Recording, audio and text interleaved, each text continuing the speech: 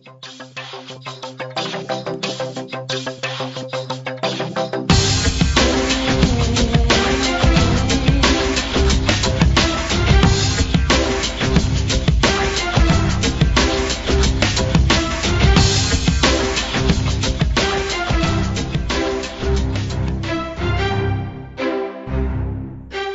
to the Career Matters podcast. I am your host, Nisar Ahmed. I am the founder and editor of the blog careermatters.com. And this is episode 28 of the Career Matters podcast. And this episode is part of the Expert series. And for today's Career Expert series episode, I'm interviewing Andrew Fennell. Andrew Fennell is an experienced recruiter, founder of London-based CV or curriculum video writing service called StandOut CV, and the author of the Ultimate CV Writing Guide. Andrew is also a returning guest contributor. He has contributed a few articles to the Career Matters blog. So it's a pleasure for me to finally have this interview with Andrew. So hey, Andrew, welcome to the podcast. Hi, Sir. Thanks very much. Thanks for having me. So, Andrew, one thing I always like to start off, I always like to hear my guests' version of who they are, what they do. So, if you can be kind enough to start us off with your introduction, who you are and what do you do? Yeah, so basically, I am the founder of StandOut CV, which is a London-based CV writing service and career advice website as well. So in terms of my background, I worked in recruitment as a recruitment consultant in London for a number of years. Worked across quite a few different industries, IT, banking, project management. So I always used to help sort of friends and family out with their CVs and interview preparation and things like that. So then I started doing it on a freelance basis, writing CVs on one of the popular freelance sites over here. And it got quite busy quite quickly. So I didn't really realise there was such a demand for people that want to have their CVs written. So then we went from the freelance site to setting up StandOut CV. Now we've got a few writers working for us, and we offer lots of different sort of guides on CV writing and interviews, and a lot of free resources like CV templates and job application trackers and things like that. It's perfect. A funny thing you mentioned about the whole concept of when you were freelancing and how it picked up very quickly. One thing I find out is there's always a demand, right? No matter how good the economy or how the economy is doing, there's always different types of people looking to improve their resume, as we call it in North America. You call it CV in Europe. So there's always a demand. And you mentioned you're calling from London. Is that correct? That's right, yes. Okay, perfect. So obviously, almost anyone, no matter where they're listening to this podcast from, they know where London is, where it is situated and all that. But maybe as a Londoner yourself, perhaps you can share something interesting about London that usually people don't know about. Something interesting about London that people don't know about. I don't know really. I mean, in the city of London, in the work side of things, it's very, very busy, very sort of cut and thrust environment. I guess it's kind of like New York, if you're looking at sort of that side of the world. They're very sort of quick, fast-paced. It's where a lot of all the big banks are situated and that kind of stuff. Interesting. So it's like a central hub, not only for the UK, but also for Europe, right? So a lot of the European, it's a lot of commerce goes out of there. Yeah, a lot, yeah. And I don't know if you see a lot of the news about the Brexit situation over there. But obviously a lot of that was focused around a lot of companies choose to do business in London because we're part of the European Union at the moment. We get access to the free market, which means we can trade with all of the other members of the European state without having to pay any taxes. So that's why companies decide to have bases in London. A lot of the French banks and Japanese banks and people like that. But now that we're leaving the European Committee, then that may change and we may see some companies leaving, but we don't really know yet. But I wanted to start off. You mentioned you started off as freelance writing CVs or curriculum vitae. What are some of the biggest challenges that your clients or job seekers come to you for? Yes, I mean the biggest the biggest challenge that people face is that they spend time creating a CV or a resume, and then using it to apply for jobs, and they're just not getting any responses, which is obviously very frustrating.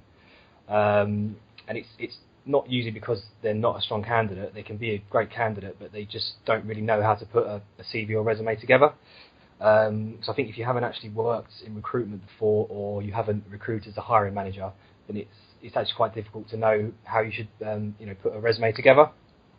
So that's really where our experience comes in, myself and the writers that work here.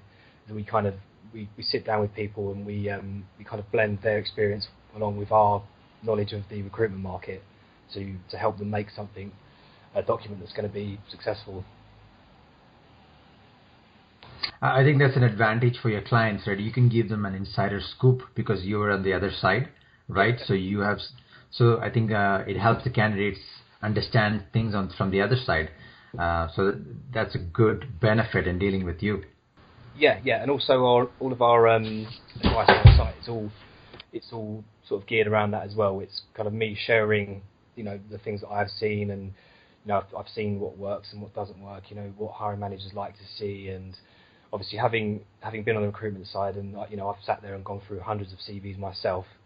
I know what kind of things are going to catch the eye of a recruiter, and what things are going to annoy recruiters. So I know how people should tailor their CVs to get it just right. You know what? That'll be a good segue, because we talked about the problem and challenge, and everyone can relate to that. We call it the resume black hole. You send a bunch of resumes, you don't hear back, you don't know what's wrong, right? Yeah. So since I'm speaking to the expert here, maybe you can help us out. What are some of the things? Let's start off by the things that people are doing wrong. Then we can talk about what people can do right. So what are some of the mistakes that you have seen as a recruiter candidates make that immediately disqualifies them? So, I mean, I wouldn't say that anything in particular immediately disqualifies you, but there's certain things that you can do that will put people off, or they will hide the information that the recruiter needs to see. So one of the worst things is bad formatting. So, when you have a CV that has big, huge chunks of text, not broken up at all, and it's very hard to kind of to read through it and actually pinpoint the information you need. That's probably one of the biggest mistakes that people make. Another thing is not doing any research, so they not looking into the job market and seeing what the required skills for certain roles are. If you just sit down and write your CV, often you won't be able to tailor it to the jobs because you won't actually know what they're looking for. I'd say there are a couple of the big mistakes that you see people make. So going back to formatting, and it's funny we are talking about formatting. A couple of weeks ago, I was doing some research, and it's it's amazing the amount of information you have, which is conflicting out there. If you Google, right, in terms of formatting, in terms of fonts, in terms of what to use, what not to use, what are your best practices when it comes to formatting? So in terms of formatting, I mean, there's no like hard and fast rules on the fonts and things like that. So in terms of the font, I would just say make it nice and simple and easily readable. Don't go for anything elaborate because it's difficult to read and it can be a bit of a headache for people when they're reading lots of CVs all the time. So nice and simple and clear, and just break the sections up nicely. So keep it all consistent. Have nice bold headings for like your profile, then your work experience. Have very short paragraphs for your profile, and for your roles, split them up into bullet points. So again, it's nice and easy for people to skim through and pick out the things they need, and it's you don't have never have big chunky paragraphs that are difficult for people to wade through. And is there a particular font that you would recommend? And there's a reason I'm asking that question, because you Google, you will get 100 answers. Is there a particular font on Word that you would recommend? Well, I personally either use Calibri, Arial, or Tahoma. But at the end of the day, as long as it's a nice, simple font, easy to read, and isn't too over elaborate, that's really all you're looking for. Mm-hmm. Absolutely. So let's sticking on the theme of formatting, right? we're talking about the human eye, so how will it be perceived when a recruiter or a hiring manager looks at. Nowadays, a lot of companies use application tracking systems or ATS, basically software that skims at your resume. So you mentioned the word, like now we're going back to the second thing you mentioned, not doing any research or required skills. Can you talk a little bit about your experience with ATS and how you feel, or what are some things the candidates can do to make sure they are doing the right things? Yeah, so I mean, personally, I would say that ATS programs aren't really too much to worry about, because a lot of the times what they will do, the CVs will come through the system and they will just kind of divide up where those CVs go. So I don't know of any companies that have an ATS system that would get a CV in and then just completely disregard it without a human pair of eyes seeing it. So I would always say write your CV for people first, and then kind of tweak it afterwards if you need to for the tracking systems, you know. But I think if you're doing your research and you're looking at the skills that are required for your jobs and the experience that's required, then you should naturally be getting those correct words in there anyway.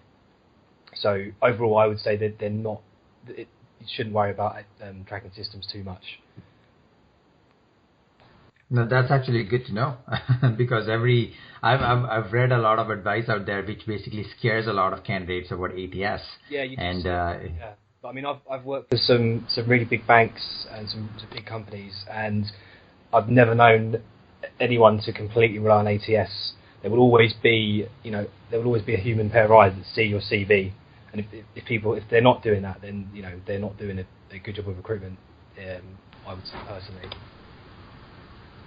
Okay, perfect. So we have looked at formatting, we have looked at doing a research, and in terms of the actual layout of a resume, do you have a formula that you recommend to your clients, Andrew, or is that like depending on the job? Yes, we do have a pretty standard layout that we usually use. Sometimes it will differ. For example, sometimes for like a graduate or a student, you might want to change things around a bit, but generally for people with experience, I would say start with a little profile at the top that just kind of summarises everything you've got to offer, and then a little core skills section, which is like a bullet pointed section of all your sort of core offerings, again tying in with what people are looking for in the job market, just so that they really kind of stand out on the page and the reader can see them straight away. And then under that, you'd start your work experience, and starting with your most current job, and then working down towards your first job. And in terms of structuring the roles themselves, I'd start with an outline, 1 or 2 lines that says what explains who the firm is and what the overall goal of the role is. Then a few bullet points on the responsibilities, so what you've actually been doing, what sort of day-to-day, week-to-week responsibilities are. And then finish up with some key achievements, so some big sort of impressive things that you've done for the company, and try and involve some numbers if you can. So whether it's like sales figures, sold 20 units in a week, or whether it's saved X amount on a budget or something like that. Try and get some numbers in to give the reader some scale. And then when you've done all of your work, then I would put education and any other sort of different qualifications at the bottom. And then under that, if you want, you can put interests, but it's an optional section really. I would only really add interest if it's going to add some value. So if it's just something like going to the cinema and socialising with friends, probably not worth it. But if it's something that ties in with what you do, or if it's like if you do something particularly impressive like marathon, it might be worth putting like something like that in. That's good to know, because I've seen resumes where they talk about what they do in terms of socializing. It really doesn't add any value to a resume. No, not really. But it's not gonna. No one's gonna throw it in the bin because it says that on it. But it's if you're like, my interests personally are not very interesting, so I never put mine. Yeah. But if you put something like you're a member of the debate team, or you have done public speaking, yes. and volunteering, this just shows, this person is doing something outside of the work to improve themselves. Yeah. That adds value. Okay. Absolutely, yeah. Or if captain of a sports team, or something that's going to. That makes total sense. And especially you mentioned new hires, right? New graduates who are out of school, and this year, this is this is just the time when many of them have graduated. There's a new batch that has just come into the market right now. And a lot of companies do not, when they know they are new hires, and what I've heard is they don't hire them for experience, they hire them for what they can bring. And if they're involved in sports and extracurricular activities, I've heard that should be included. Yeah. Right. So if you're a more junior candidate, especially at that level where you haven't got a lot of experience at all or no experience, then you should definitely be trying to add things like that. So if you're like you say part of a debate club at university or college, or if you part of a sports team, or if you've been working on some projects that tie in with your work, then you should be making that stuff really prominent and using it to counter the fact that you don't have much experience. Okay, so we have covered the resume. You've given us a very good outline, what to format, how to write it, how to put everything together. I want to pivot into another question, the concept of cover letters. I've heard from most of my guests that cover letters are important. Of course, they give me a North American perspective, but I wanted to hear your perspective, maybe a European or a Middle Eastern perspective. What do you think about cover letters? Yeah, I think they're definitely 100% necessary. On the whole, I would say it's generally just enough to put a small message in the email, just something to introduce yourself and say a bit about what you can offer. I think these days there's not really much need for a whole page of A4 when it comes to cover letters, unless they're specifically asking for it. I think sometimes, like the more traditional employers, like in the education sector and places like that, sometimes they specifically ask for a long cover letter, in which case you need to do it. But I'd say on the whole, people don't really want to read massive cover letters these days. They just want something short and sharp that introduces you and gives them a reason to open your CV up. That makes sense. Short and sweet, keep it to the point. Yes. So that they read the CV. Okay, perfect. So one thing I wanted to ask you, you touched on this at the beginning. You mentioned the challenge where individuals are creating resumes and cover letters. They're not getting any help. They're not getting enough feedback or calls back from recruiters. Is there a number after working with you or your team? What happens? What are the recommendations? Sorry, not recommendations. What are their expectations? So initially, let's say they apply for 10 jobs, they get no calls. What should be the ideal number? If they have a good resume, they have a good cover letter, like you mentioned. What percentage of calls should they be hearing back based on applications? Well, to be honest with you, we've never really looked at it from a numbers perspective like that in a really specific way. But I mean, generally we would see it improve. So at the end of the day, if you make some big improvements to your resume, you're bound to get more calls back. At the end of the day, that is the only thing that the people that you're sending it to have to judge you on. So if you make some major improvements, then you're going to see if you were getting no calls before, you're going to go to at least getting a couple of calls back a week or something like that. At least I would have thought. That's good. The reason I asked that question, Andrew, is I think for job seekers, it's just to set the right expectations, right? I think I wanted to hear from you is it's not, you will not get a call from every job you apply, but you will get a call from many of the jobs you apply. And I think that's the right expectation, because when you're looking for a job, you can go down into the spiral of negativity. And that's why I was trying to ask that question, so that people listening to this, they get an idea. Hey, you don't need to hear from everyone back, but if you get consistently few people, you are doing good. No, I think you're absolutely right. I mean, even when I've when I've been looking for jobs in the past, and I've had like a spot on CV the role, you're never going to get a call back from everyone. It just doesn't work like that. There's so many different factors that play into it, and sometimes your CV might just get missed. I mean, some jobs you receive hundreds and hundreds of applications. To the point where the recruiter might just not get round to your CV. So if you're not getting calls back, it's nothing to get disheartened about. You can't win them all, basically. Yeah, thanks for clarifying that. So Andrew, someone is listening to this. They have done a great job with the cover letters and resume. They got the interview. So of course, this is the moment everybody is waiting for, right? It's like the interview is the make or break deal. So when it comes to interviews, what are your top tips that you share with candidates? As a recruiter, as someone who helps candidates right now, what is Andrew's best tips? I would say that the most important thing is preparation. Preparation is 90% of the interview. If you're prepared correctly, it then leaves you little work to do when you actually get in there. So obviously, research the company and the role thoroughly. And the most important thing you need to do is understand why you're a good fit for the role. So what I say to candidates is to literally go down the job spec, look at all of the requirements, and then write against each one why you fit them. So, if it's asking for a certain amount of experience, write down, what it is you've done, what you can do, so that, that if you get any questions about your suitability, you should know in your head, I'm right for this particular point because I've done this, or I can do that part of the job because I've trained here, and you should be able to sort of read it all off. And conversely, you should know about your weaknesses as well, because that is an area that interviewers will usually want to dig into. So the key is to understand the areas where you're weaker. So if there's points in the job spec where you don't quite match up with what you've done, then you should have an idea in your head of how you would counter those weaknesses, and also maybe some idea of improving in the area. So if they ask you, what about this area you don't have, these particular skills or experience we're looking for, you can say, no, that is true, but I combat that by doing X, Y, Z, and I'm also doing some courses in that area at the moment to try and bring my skills up. So I say, so knowing your strengths and your weaknesses are key to interview. That's definitely good advice, and I think the key here, it's worth repeating, is preparation. You mentioned preparation is 90%. Yeah.